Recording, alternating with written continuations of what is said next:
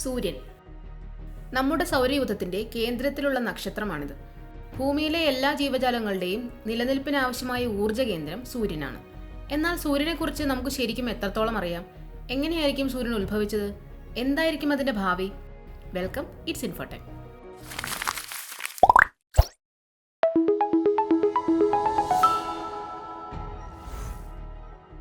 സൂര്യന്റെ കഥ ആരംഭിക്കുന്നത് ഏകദേശം 4.6 ബില്യൺ വർഷങ്ങൾക്ക് മുൻപാണ്. വാതകങ്ങളും പൊടിയും നിറഞ്ഞ ഒരു വലിയ ഇന്റർസ്റ്റെല്ലാർ ക്ലൗഡായ സോളാർ നെബുലയിൽ നിന്നാണ് സൂര്യന്റെ ഉത്ഭവം. ഗുരുത്വാകർഷണത്തിന്റെ ഏറ്റക്കുറച്ചിൽ മൂലം ഈ മേഘം കൊളാപ്സായി.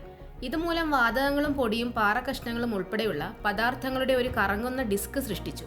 ഈ ഡിസ്കിന്റെ മധ്യഭാഗം വളരെയധികം സാന്ദ്രമായിരുന്നു. പ്രധാനമായും ഹൈഡ്രജൻ ആയിരുന്നു ഈ ഭാഗത്ത് ഉണ്ടായിരുന്നത്. വളരെ ശക്തിയിലും വേഗത്തിലും കറങ്ങിക്കൊണ്ടിരുന്നു. അതിനോടൊപ്പം ഗുരുത്വാകർഷണം മൂലമുണ്ടാകുന്ന അതിശക്തമായ മർദ്ദം കൂടിയായപ്പോൾ താപനിലയും ഗണ്യമായി വർദ്ധിക്കുകയും ഒടുവിൽ ന്യൂക്ലിയർ ഫ്യൂഷൻ തുടങ്ങുന്നതിലേക്ക് നയിച്ചു. അതോടെ സൂര്യൻ അതിന്റെ ശൈശവഭാവത്തിൽ ജന്മം കൊണ്ടു. ആദ്യ വർഷങ്ങളിൽ സൂര്യൻ ഇന്നത്തേതിനേക്കാൾ വളരെ മങ്ങിയതായിരുന്നു. എന്നാൽ കൂടുതൽ ഹൈഡ്രജൻ ഫ്യൂഷനിലൂടെ ഹീലിയമായി മാറുന്നതോടെ സൂര്യന്റെ ചൂടും തിളക്കവും വർദ്ധിച്ചു വന്നുകൊണ്ടിരുന്നു. ഇതിന്റെ ഫലമായി ഗ്രഹങ്ങൾ, ചിഹ്നഗ്രഹങ്ങൾ, ധൂമകേതുക്കൾ എന്നിവയോടൊപ്പം സൗരയൂഥത്തിലും ഇത് വലിയ മാറ്റങ്ങൾ വരുത്തിക്കൊണ്ടിരുന്നു. സൗരയൂഥത്തിന്റെ 99% മാസ് സൂര്യനിലാണുള്ളത്. ഏകദേശം 99.86% ഹൈഡ്രജൻ ഹീലിയമാവുന്ന ഫ്യൂഷൻ റിയാക്ഷനാണ് സൂര്യനിൽ പ്രധാനമായും നടക്കുന്നത്. എന്നാൽ കാർബൺ, ഓക്സിജൻ, നൈട്രജൻ പോലുള്ള മൂലകങ്ങൾ ചെറിയ അളവിലും സൂര്യനിൽ സൃഷ്ടിക്കപ്പെടുന്നുണ്ട്. അതിനു മുകളിൽ പിണ്ഡമുള്ള മൂലകങ്ങൾ കൂടുതൽ മാസുള്ള നക്ഷത്രങ്ങളിലേ ഉണ്ടാവുന്നുള്ളൂ. സൂര്യൻ കൃത്യമായ സന്തുലിതാവസ്ഥയിൽ തുടരുന്നതിന് ഗ്രാവിറ്റിയും ഫ്യൂഷനും ഒരുമിച്ച് പ്രവർത്തിക്കുന്നു. ഇത് സൂര്യനെ തകരുന്നതിൽ നിന്നും അനിയന്ത്രിതമായി വികസിക്കുന്നതിൽ നിന്നും തടയുന്നു. ഗുരുത്വാകർഷണം ദ്രവ്യത്തെ സൂര്യന്റെ മധ്യഭാഗത്തേക്ക്, അതായത് അകത്തേക്ക് വലിക്കുകയും സൂര്യനെ തകർക്കാൻ ശ്രമിക്കുകയും ചെയ്യുന്നു. മറുവശത്ത് സൂര്യന്റെ കോറിലെ ഫ്യൂഷൻ പ്രതിപ്രവർത്തനങ്ങൾ വലിയ അളവിൽ ഊർജം പുറത്തുവിടുന്നു. ഇത് ദ്രവ്യത്തെ പുറത്തേക്ക് തള്ളുന്ന ഒരു ബാഹ്യസമ്മർദ്ദം സൃഷ്ടിക്കുന്നു. ഈ മർദ്ദം ഗുരുത്വാകർഷണം മൂലമുള്ള ആന്തരിക ശക്തിയെ പ്രതിരോധിക്കുകയും സൂര്യൻ തകരുന്നത് തടയുകയും ചെയ്യുന്നു. ഉള്ളിലേക്കുള്ള ഗുരുത്വാകർഷണ ബലവും ഫ്യൂഷന്റെ ബാഹ്യബലവും ഇങ്ങനെ സന്തുലിതമായതിനാൽ സൂര്യൻ ഒരു നക്ഷത്രമായി കഴിയുന്നു. ഫ്യൂഷൻ പ്രതിപ്രവർത്തനങ്ങൾ മന്ദഗതിയിലാണെങ്കിൽ ബാഹ്യസമ്മർദ്ദം കുറയുകയും ഗുരുത്വാകർഷണം ദ്രവ്യത്തെ അകത്തേക്ക് വലിക്കുകയും തകർച്ചയിലേക്ക് നയിക്കുകയും ചെയ്യും. നേരെ മറിച്ച് ഫ്യൂഷൻ റിയാക്ഷൻസ് വളരെ തീവ്രമാവുകയാണെങ്കിൽ ബാഹ്യസമ്മർദ്ദം വളരെ ശക്തമാവുകയും സൂര്യനെ വികസിപ്പിക്കുകയും ചെയ്യും.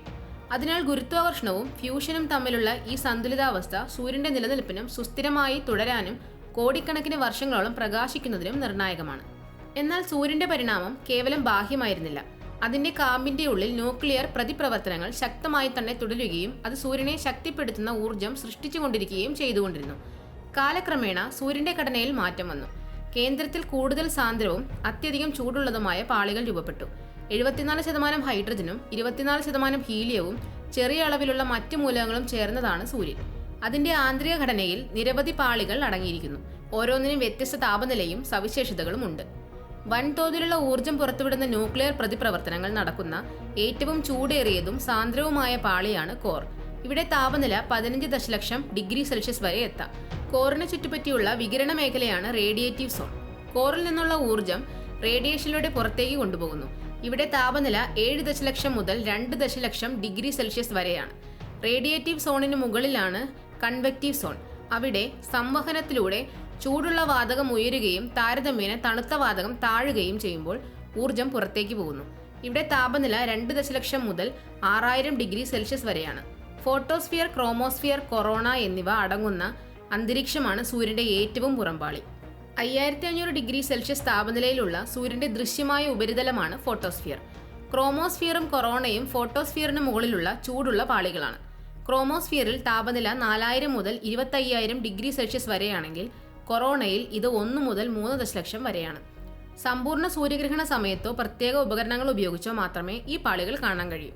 കൺവെക്ഷൻ സോണിലെ ചാർജ് കണങ്ങളുടെ ചലനങ്ങൾ പോലുള്ള പ്രവർത്തനങ്ങളാലുള്ള ഡൈനാമോ എഫക്റ്റ് മൂലമാണ് സൂര്യന്റെ കാന്തിക ക്ഷേത്രം സൃഷ്ടിക്കപ്പെടുന്നത്. ഇത് സൂര്യനിലെ പലവിധ സവിശേഷതകളായ sunspots, flares and coronal mass ejections എന്നിവയെല്ലാം സ്വാധീനിക്കുന്നു. സൂര്യന്റെ കൊറോണയിൽ നിന്ന് പുറത്തേക്ക് വികസിക്കുന്ന പ്ലാസ്മയാണ് സോളാർ വിൻഡ്.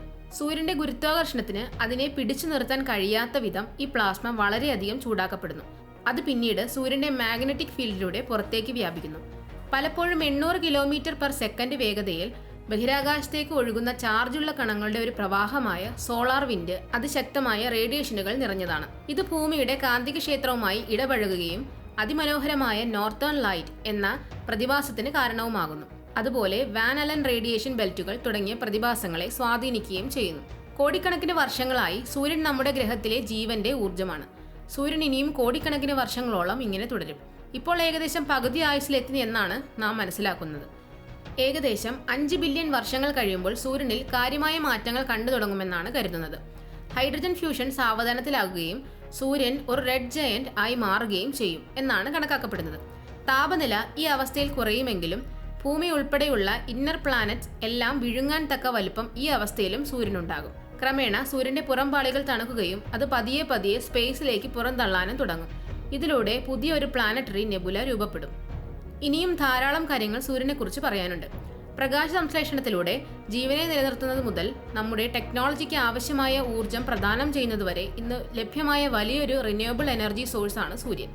സാംസ്കാരികമായി ഇതിഹാസങ്ങളിലൂടെയും വിശ്വാസങ്ങളിലൂടെയും എല്ലാം സൂര്യൻ നമ്മുടെ ചരിത്രത്തിന്റെ ഭാഗമാണ്.